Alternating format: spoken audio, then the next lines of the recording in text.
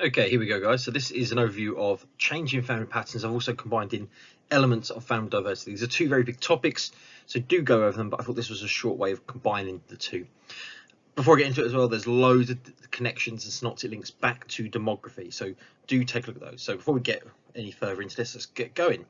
So the main changes we've got marriage, we've got divorce, cohabitation, lone parent families, single parent families, reconstituted families, and same-sex relationships. These are the main family types, and there's ones where we've seen significant changes in their patterns. Ultimately, all of them have started to increase or increased at various levels.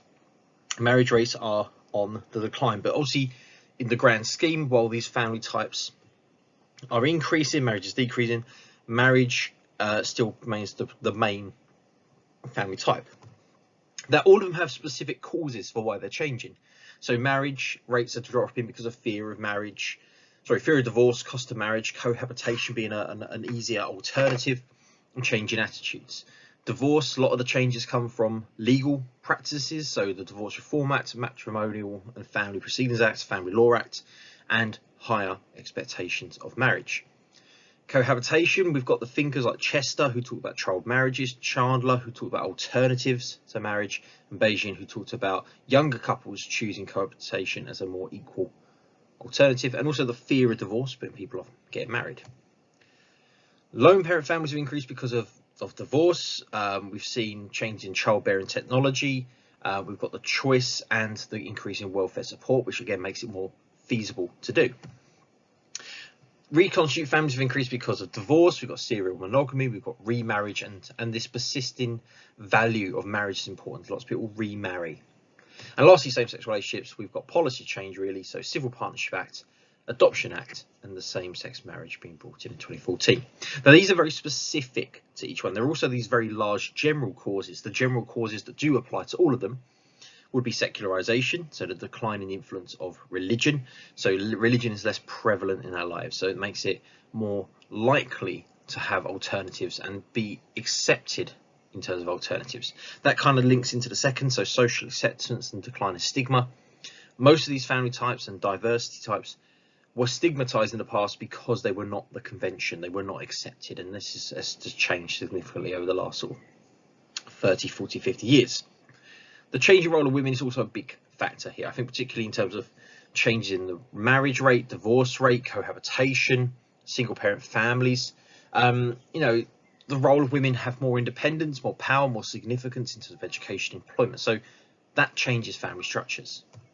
When it comes to theoretical views, functionalism generally, we know they favour traditional nuclear families. They tend to talk about traditional nuclear families, as Wilmot and Young suggest, but actually all families are important for society. They don't really care what the family type is. If you think it in the grander scheme, is the family working?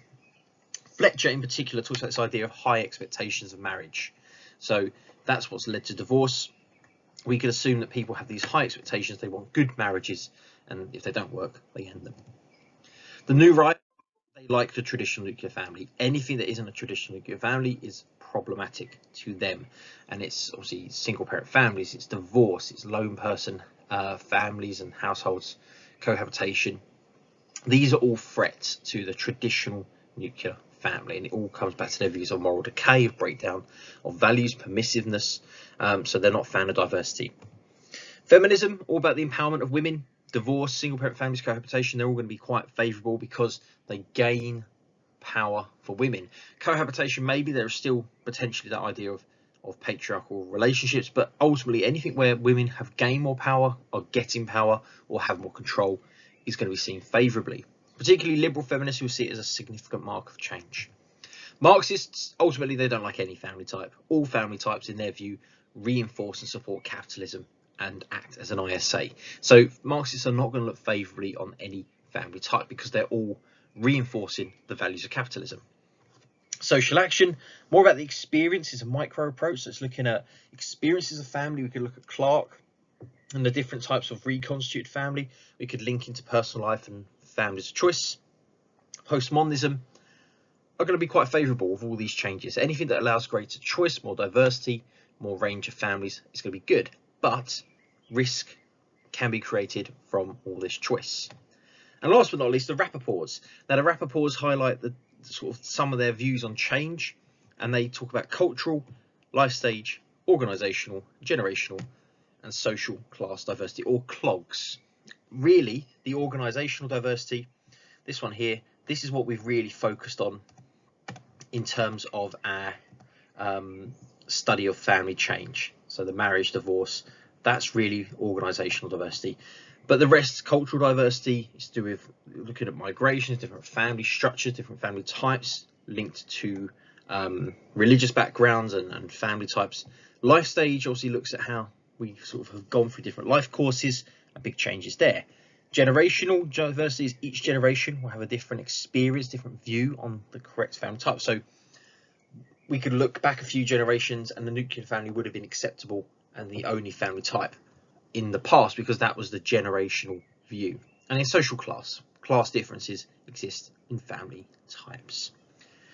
So there we have it. It's quite a big topic. There's a lot in here. Do go back and look at it. But as a very, very, not 5 minute anymore, overview, this hopefully reminds you of the key areas to review.